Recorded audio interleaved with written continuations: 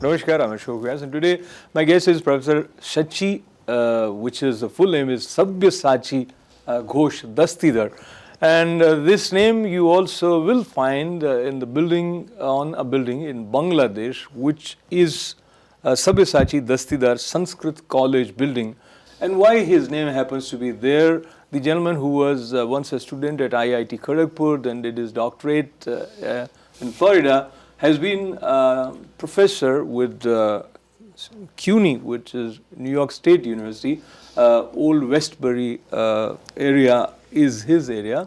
And he teaches planning and public administration, politics, and Indian and South Asia studies. He also teaches human rights. I repeat the word human rights, and when he looks at humanity and human rights, then his area is wide, and also it takes him to the place of his roots. And what all he has been doing, we'll definitely be talking to him, but I just want to mention a wonderful book that he brought out based on his research, Empire's Last Casualty, which was preceded by Living Amongst the Believers. And also there have been some books in Bangla. One was A Bangla, Oi Bangla, and another was A Amar Desh. Welcome, Professor. Namaskar. Thank you, Ashok Babu. I mentioned a couple of things about you, and I also, in your presence, want to ask you about the foundations which you have founded. One is Prabhini Foundation. Yeah. One is Prabhini Foundation. That's to help educate extremely poor and orphan children in India and Bangladesh. Now we help 26 schools, 15 in Bangladesh, 10 in West Bengal, and 1 in Assam. And that has been going on for 20 years. And we have built 9 schools and buildings. All of those are in Bangladesh. And now I'm heavily involved with the project called Indian Subcontinent Partition Documentation Project. In short, ISPAT. And after my last book that came out and documented the loss of people like us from Bangladesh, our families, my wife's families, actually probably you know, probably 80% of Bengalis, Indian Bengalis in New York are originally from Bangladesh. They're refugee. They have come by way of Calcutta. We call refugee or Bangal. So I started looking to my roots. My parents were driven out penniless with shirt and sari on their back. So I grew, so from there I started. And let me just stop you for a moment. Which year are we talking about when your parents came early 50s. They started after 47. They started to stay. They wanted to stay back, but there were attacks. So final break came in early 50s. Still a few relations lived, but finally they also were able to. They were highly educated, very highly educated families. So first attack came against educated families who had some land and job. What was your father doing in Bangladesh? Well, he was doing not in Bangladesh per se or East Bengal. He was an engineer actually. He was the graduate of probably the first batch of Dhaka University. He was an engineer. He graduated, then he went to England or Glasgow, Scotland. He did his degree there in 1920s. And but after he came back, he was not working in East Bengal, in the village. He was working all over India then, because East Bengal. I have come across this book, Living Among the Believers, which is telling real life stories. Yes. And you, before we get to this book, you must have heard some stories from your parents also about their experience. Sure. Actually, we always asked, why did you leave? Because they were very secular. They were very. They said finally we couldn't. My mother's father, Dadu, he was a very well-known politician and attorney, together with an associate of Gandhiji. Together with him, even grandma, 2 uncles spent 17 years in British prison just for saying Bande Mataram, pacifist movement. So they didn't want to leave the country. But once the attack came on them. Let me just underline this. They said Vande Mataram. That means just by saying long live India or free India, you went to prison during British time. And that's what I mean. By just uttering Bande Mataram, you were sent to prison because at one stage you couldn't say those words. Then you were in prison for 2 years? No, they were all together, they were 17 years. Not at one stage, sometimes 2 years, sometimes 3 years, sometimes 4 years. My uncle, Mama, mother's brother, he became a journalist. He became even journalist of President of Indian Journalists Association, rose to very high position. But he finished his college degree from the prison, even journalism degree from prison. I'm talking pre-independence, colonial time. So there is a memory of suffering and struggles in your mind, not only starting from the roots of your family, but a kind of a collective memory. Sure. Talking about the collective memory where probably you ventured to do your research. Right. Tell us about how you started off. Well, by the way, before I do that, even my wife's family were victim of this partition. Once they fled, her mother died of what I call a secondary cause of partition. She was a toddler. She died, and her in India, in West Bengal, and her teenage sister became the mother of the family, who never married. And father was a medical doctor, but then when there were attacks on them, they just couldn't protect themselves. They fled to Midnapur in a real rural area. So my research started as I started to go into Bangladesh after Bangladesh was liberated, became an independent country. And I started to look for where my parents fled from. And accidentally we found that my wife's parents came from a neighboring village, though we met in Florida. I see. And so we found out that they were living next door to each other. And two villages had two very prominent Hindu institutions. One had a 300-year-old Hindu temple, Krishna temple, at my wife's, and my family's home was known as Vishnu Bari, with the temple of Vishnu going back to 500 years. So they all visited each other during holidays. So that started this journey. And then as we went, people came and told their stories, took us to various places. So from there, now it has mushroomed to such a place that almost when we go, I get invitation from almost every district to come and visit, stay with families. We have an annual meeting of Prabhini Foundation, which just finished on 7th of January. We have it every first Friday of the year. Let's find out a little bit more about this Prabhini Foundation. What are the aims and objectives of this foundation? Yeah, aims and objectives is really, probably you could say, in one word, education. So we make it to 3 words: education, education, education, for the poor people. Where there's a need, people send us requests. So we do 3 things now. One is we provide scholarships to people who live in orphanages, so people to finish school. So we provide from food, clothing, so monthly stipend, whether India and Bangladesh. And second, we provide teachers. Now we have many one-room school or many public schools. So when they ask, we provide teachers to those schools. And third, we have now built buildings. So we are very proud. We started by selling tea at a Durga Puja in New York City in 1990 or 91. From there, we have mushroomed into such that we are finishing our 9th building. 9th project is a girls' dormitory also in Bangladesh, in Rajoy.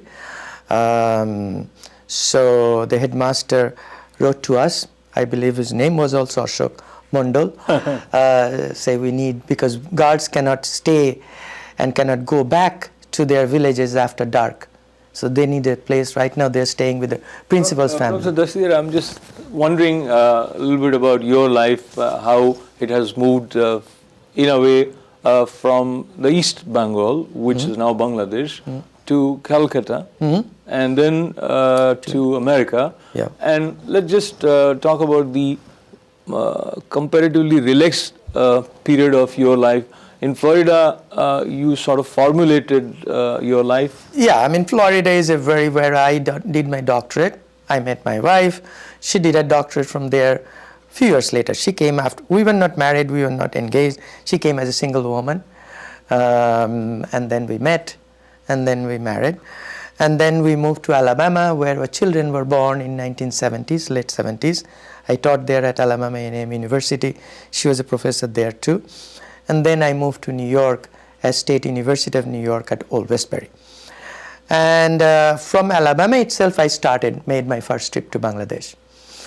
And then when the kids were really little. I want to understand what was it that took you back to Bangladesh, because that place was a reminder of something horrible for you.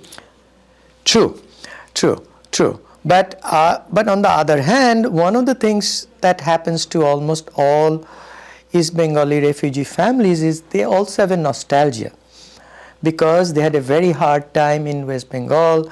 Growing up, almost every family has a nostalgia, because these were the people who were highly educated. They had a decent lifestyles they built over thousands of years, and so they have tremendous nostalgia. I, as a child, never believed in that, but nevertheless, my parents, I saw them suffering.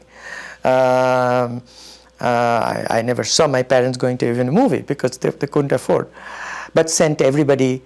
My brothers were engineers and doctors, and sisters went to, everybody went to higher education.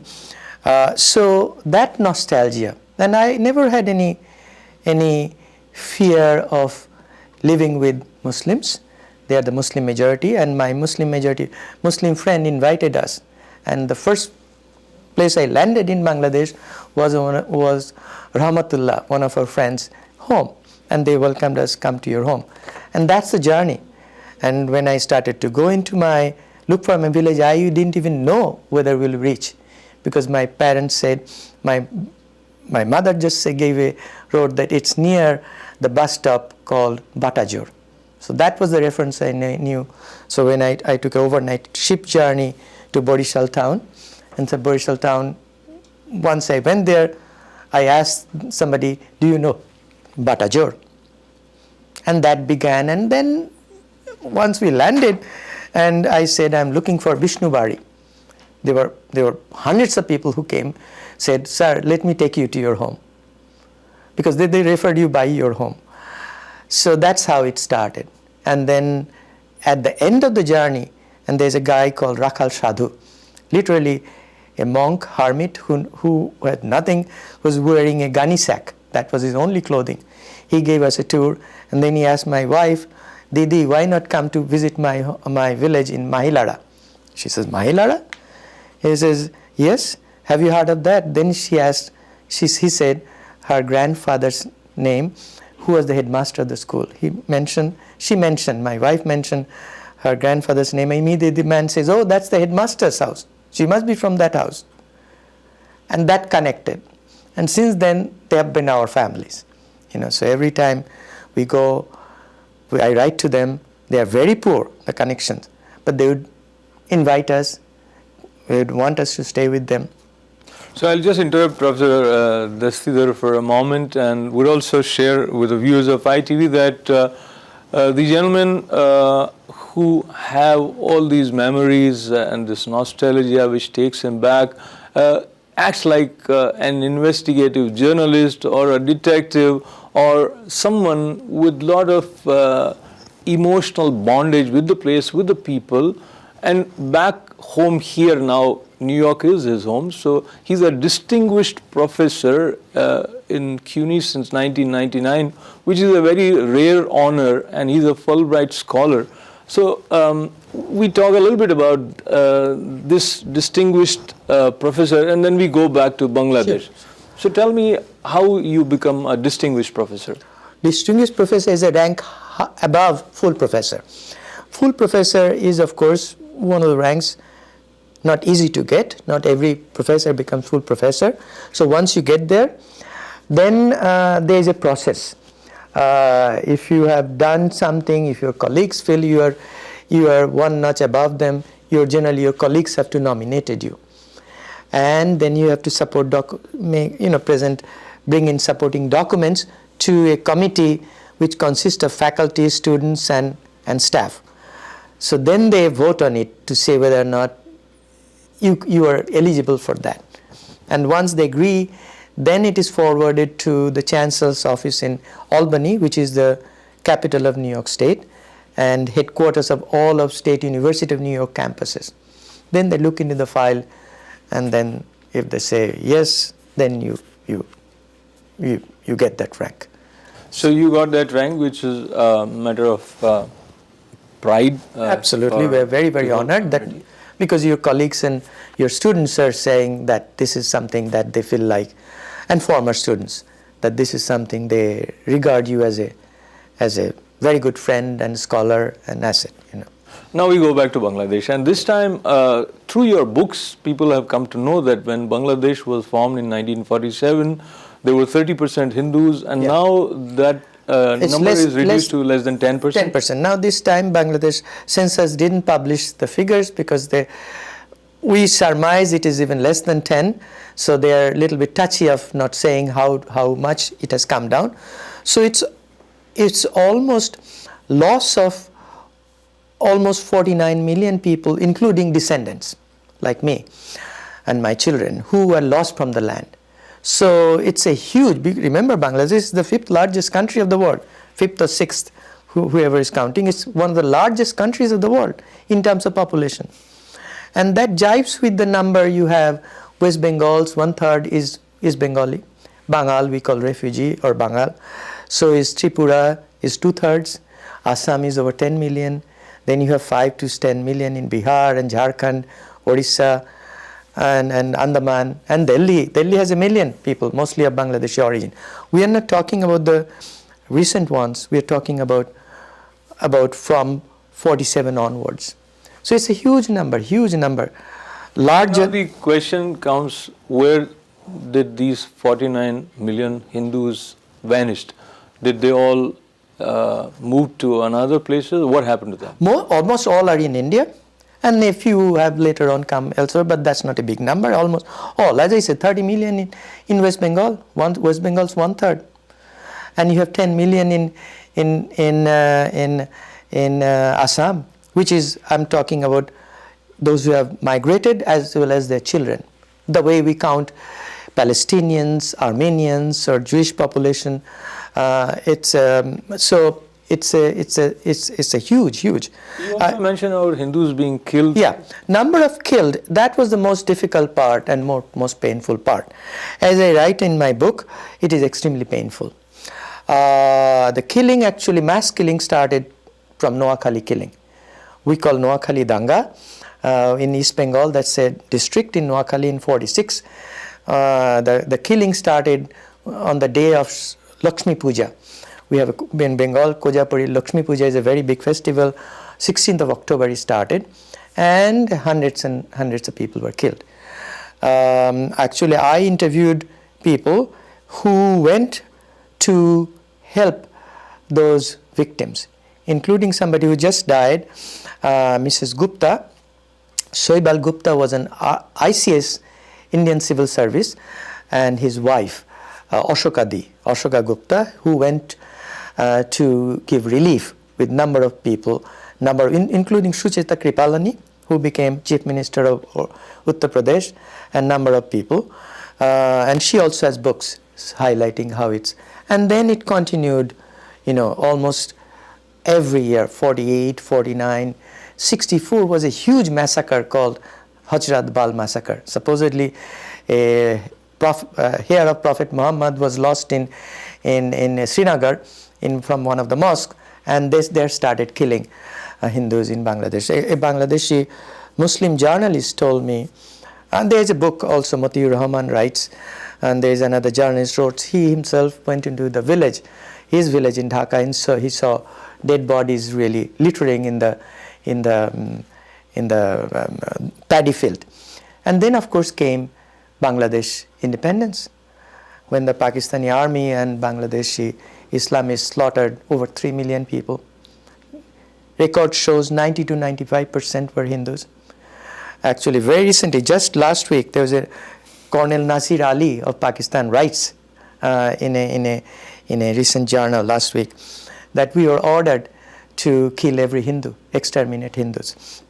So if 3 million were killed, then so if you can't count 90% would be 2.7 million. If you count 80%, it is 2.4 million. So it's a huge number of people who vanished from the face of the earth. And sadly, Hindus, Bangladeshi, at least there's a good thing that Bangladeshi Muslims, secularists, they have made in many places memorials, not just for all the victims, including Hindu victims, including if you go to Dhaka, go to the Dhaka University, where the main attack, Pakistani attack, started in Jagannath Hall, which is a dormitory for Hindu students, which still is, where there is a list of 64 people who were murdered there, right in there. And then everywhere you go, you see these names and plaques. So I'm just thinking on the sidelines of what you are mentioning. Do you see the collective memory of the sufferings of Hindus is not existing amongst Hindus also? Because the figures that you just shared, I don't think many Indian Hindus are aware of it, or Hindus living here probably know about all these things well. I think I call it a Hindu disease, sorry to say. In Bangladesh, if there is a memory saved, or even Hindu killing, it is because Bangladesh is a Muslim majority country and they have done a lot better job because Islam is a historical religion, so they have saved its memory in places, even when Hindus are being killed. But Hindus, when we talk about them, they, as I mentioned, it's Hindu disease, people even ask where, as if it matters. Then they ask what language, what caste, as if it matters. I mean, I have thought about it a lot because I have studied it, I am writing about it. It is even the elites from East Bengal who come, they hardly speak about, even my reviewer in the Delhi paper who writes, even the two Nobel laureate, Amartya Sen, supposedly from East Bengal, or in India is a very famous lady, Mahasweta Devi, she is also from East Bengal, yet doesn't write a single word. Actually, Mahasweta Devi's uncle was whom I call the father of the idea of Bangladesh, Dhirendranath Datta, who was the first person to say in Pakistan parliament to say that Bengali should be the national language of Pakistan, for which he was vilified. And 71, he and his son were taken from home, tortured, body could never be found, yet him, herself, or many others have never spoken about how sad the situation was. So it is a very serious problem. I think Hindus have to think, what is our problem?